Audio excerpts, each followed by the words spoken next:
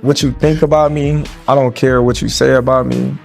You're not in the position that I'm in to even be on the same level of me, you know? And I don't say reach. He got like a 60 something, you know? He's wider than me, but that's it. So I'm like, it match up. It matches up. It's their levels and their stars and superstars. Okay, and they made the championship, not the championship made them. So it's way different, you know. Like I come and I do my career, and I fight with Coro and with the Klaus, and I fight with Mayweather with the Klaus, and I fight with everybody to build my Canelo Alvarez. I am right now. I can do whatever I want. Right. In a recent face-to-face interview, Terence Crawford opened up about his upcoming fight with Canelo Alvarez. He said he's going all out in training, preparing with everything he's got. This isn't just another match, it's a shot at making history. If he wins, Crawford will become the first male boxer in the four-belt era to be undisputed in 3 different weight classes. Crawford understands how big the challenge is, and he's not taking anything lightly. He knows it won't be easy, but he's confident. He pointed to his speed, longer reach, and sharp ring intelligence as the tools he'll use to take on Canelo and come out on top. My career, I've been criticized, and people have taken credit away from me just to try to diminish my accomplishments, just off of pure hate. So what would they be able to say with me going up 2 weight classes? If Canelo become undisputed again and I beat Canelo, what could they say? They'll say something, but Crawford's confidence isn't just talk, it's backed by a proven track record. He's got a rare mix of technical skill and knockout power that has made him a serious problem for every opponent he's faced. When asked about his physical edge, Crawford said, "I feel I've got the speed over Canelo, I've got the reach over him. He might have the size and power, but I believe my boxing skills are better." That wasn't just trash talk, it was a thoughtful breakdown of what he brings to the ring. Crawford's ability to fight from both stances and smoothly switch between offense and defense makes him unpredictable. That kind of versatility is something even elite fighters like Canelo haven't had to deal with in a while. It's this mix of adaptability and sharp fight IQ that's helped Crawford dominate across weight classes, from lightweight to welterweight, beating champions at every stop. His last fight against Errol Spence Jr. wasn't just a win, it was a clinic in timing, controlling distance, and landing with power.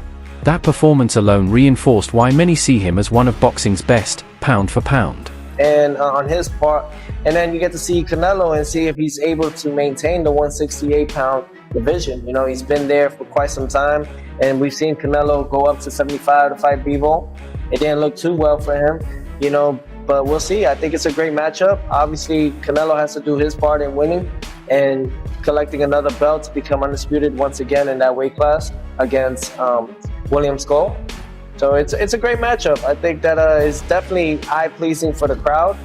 Even with the size difference, Crawford isn't backing down. He addressed it directly, saying, "I've got long arms, I'm strong, and honestly, I think people underestimate how strong I really am. Sure, we're fighting at his weight, and he knows that, but let's see if it's really as easy as he says." Crawford's words hit at the core of what makes this matchup so interesting. Canelo is known for his power and relentless pressure, but he's had trouble with opponents who know how to use their reach and stay composed for all 12 rounds. The best example? Floyd Mayweather, the only fighter to give Canelo a clear loss, did exactly that, though at a lighter weight. Crawford sees a similar opportunity. He's betting on his smart movement, ring control, and ability to punish mistakes to get the job done. He's not just stepping into the ring, he's stepping in with a strategy. Combinations and a very strong fighter, you know, facing him off, he's actually the taller man. So I'm leaning towards Crawford now. I switch my opinion. I think Canelo looked too slow, too flat-footed. One punch at a time. I don't think that's gonna be enough for him to beat Crawford. Crawford's too fast, too strong, just too good. Canelo, for his part, isn't taking this fight lightly. He's just come off a hard-fought 12-round win over William Skull to retain his undisputed title, and he's as locked in as ever. Speaking about the upcoming bout, he said, "Just look at everything he's achieved, and look at what I've done. When two fighters with those kinds of accomplishments meet, it's a big deal. For Canelo, this is more than just another title defense. It's a chance to secure his place in boxing history by taking on a pound-for-pound great who's moving up in weight to face him. A win here could go down as one of the biggest moments of his legendary career. About Terence Crawford, do you think it'll add to your legacy, the fight Yeah, with a Crawford? lot. He's a really good fighter. 2 times undisputed champion. He accomplished so much. So can add a lot to my career. Canelo believes this fight could carry even more historical weight than his 2013 matchup with Floyd Mayweather, and that's not an exaggeration. Back then, Canelo was still an unbeaten rising star, still learning and developing his style. Mayweather's experience and defensive brilliance proved too much, handing Can more than a decade later. Canelo is a completely different fighter. He's won titles in 4 weight divisions and taken down big names like Gennady Golovkin, Sergey Kovalev, and Callum Smith. He's become more refined, more patient, and even more dangerous, especially at super middleweight, where he's at his best still. As Crawford has pointed out, styles make fights. And so far, no one has figured out how to solve the puzzle that is Terence Crawford. You know, then I started sizing him up, and I'm like, all right, well, Canelo 5'7", you know, my arm's longer. Yeah. He's strong, I'm strong. Right. You know, to me, skill for skill. Right. You know, because Canelo not the biggest 168 fighter. So I just started looking into it. The mental side of this matchup is just as fascinating as the physical. Crawford isn't stepping in just to survive against the bigger man, he's coming in to take control. His trainer, Brian "Bomac" McIntyre, made that clear, saying, "I'm seeing the holes in Canelo's game, and I know how to attack him." That's not just tough talk, it points to a well-thought-out strategy. Team Crawford is reportedly focused on using lateral movement, sharp counters, and constant changes in angle, all designed to throw Canelo off his rhythm.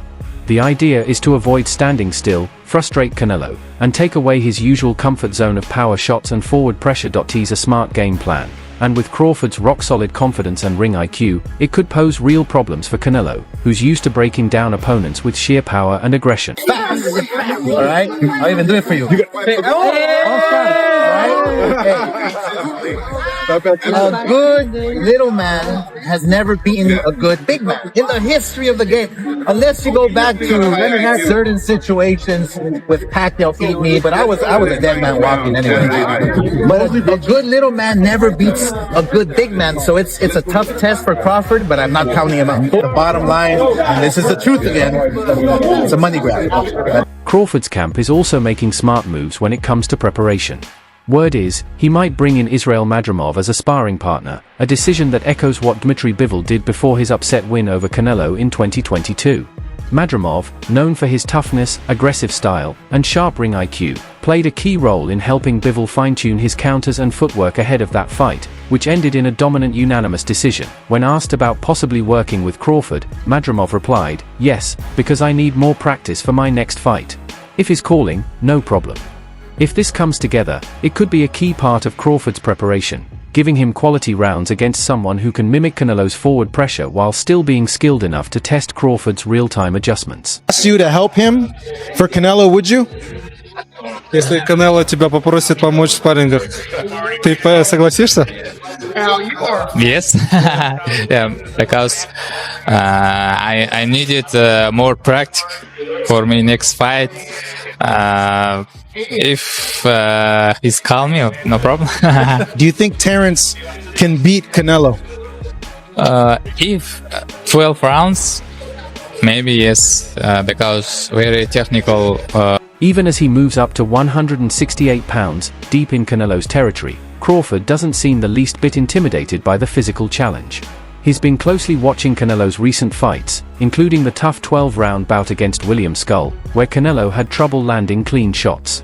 Out of 152 punches thrown, only 56 connected, a stat that clearly adds to Crawford's confidence. Crawford pointed out, Skull moved a lot.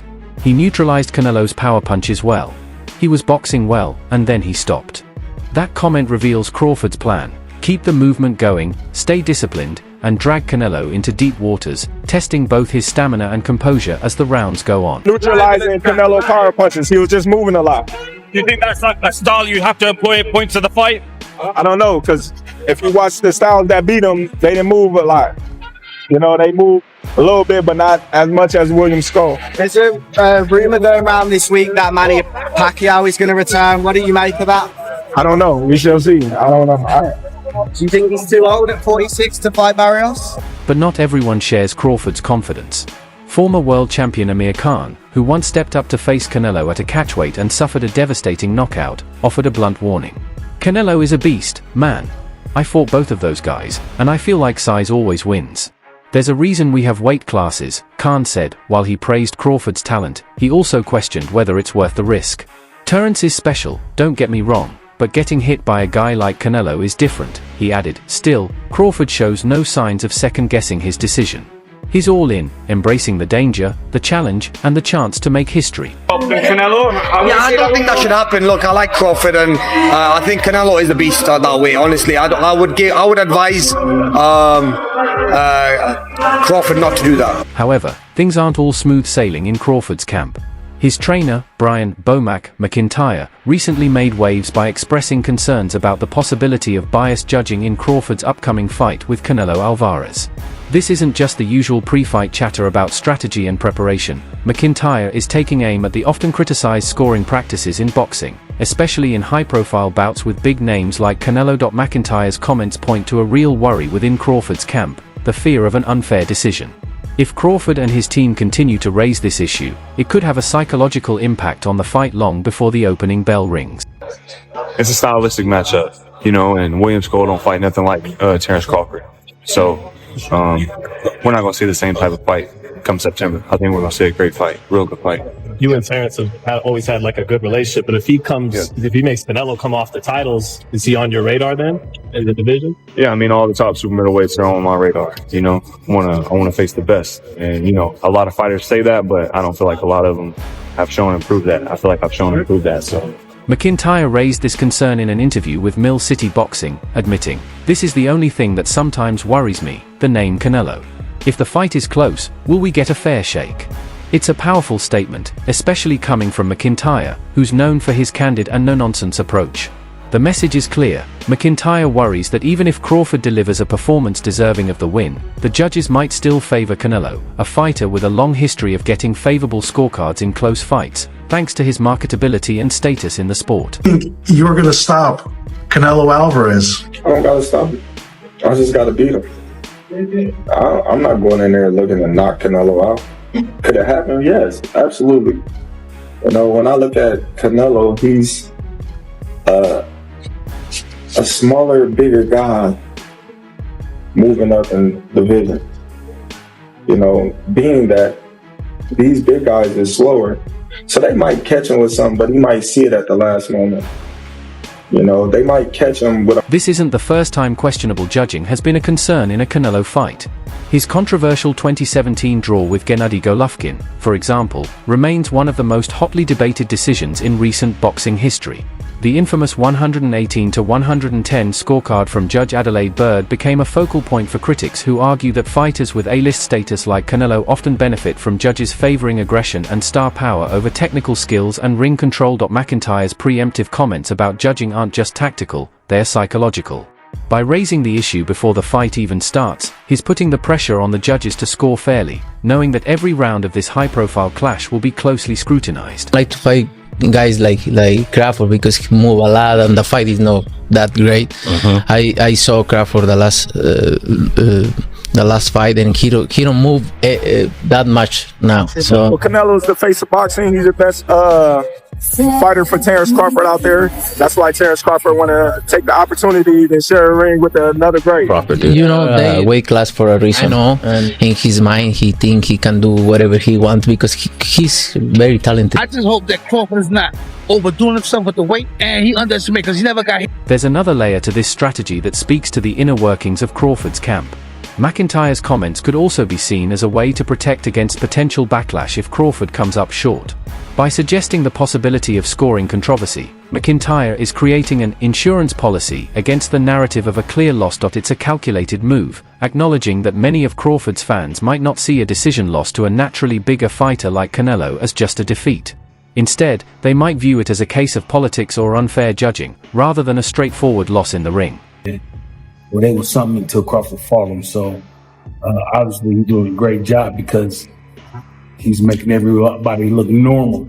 Apparently, no rehydration clause. Am I hearing that right? He wants full smoke at that weight. Let's go, man. That's what Crawford wants. He wants to show the world that he's the best. So, and why put stipulations in there when you know that you can be the best?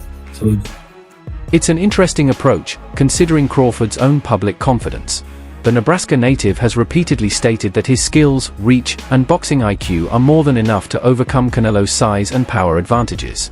This mix of messaging within Team Crawford raises some questions. Are McIntyre's concerns based on a genuine fear of unfair judging, or is he trying to control the narrative post-fight? Regardless of the outcome, Crawford, known for his unwavering focus and steely demeanor, may not take kindly to his trainer's apparent doubts about his ability to get the job done without outside interference. No Triple G on Bud's resume. There's no Trout on Bud's resume. There's no Daniel Jacobs on Bud's resume. Canelo is the one that's fought the elite level opposition. It's Canelo that fought Laura. There is no Laura on Bud's resume. There is no Laura on Bud's resume. Bud has never faced a multiple division champ. Bud has never faced a multiple division. Beyond McIntyre's concerns, the fight itself is already facing some logistical hurdles. Despite the high-profile nature of the bout, which is sure to draw a huge crowd, UFC President Dana White, who has a role in promoting the fight, has expressed his displeasure with the proposed venue, Allegiant Stadium in Las Vegas. Known for his strong opinions and his hesitation to hold UFC events in large open-air stadiums, White recently doubled down on his stance, saying, "Nothing will change my mind about a stadium show. I really like this town, and the energy in that place was awesome all night." That's the energy you get in an arena. Seen the last naked? Yeah, ever. This is one of the biggest fights ever. And obviously I'm honored to be promoting. But yes, when they say we're promoting it, I'm doing the promotion, we're doing the production, the event ops, PR, I mean, everything to do with the fight, just like a UFC fight. While at the same time, White's discomfort with the stadium setting goes beyond personal preference. It's about logistics and atmosphere. The UFC has built its brand around the intense, intimate energy of arena fights, where the crowd's reactions directly fuel the action inside the octagon.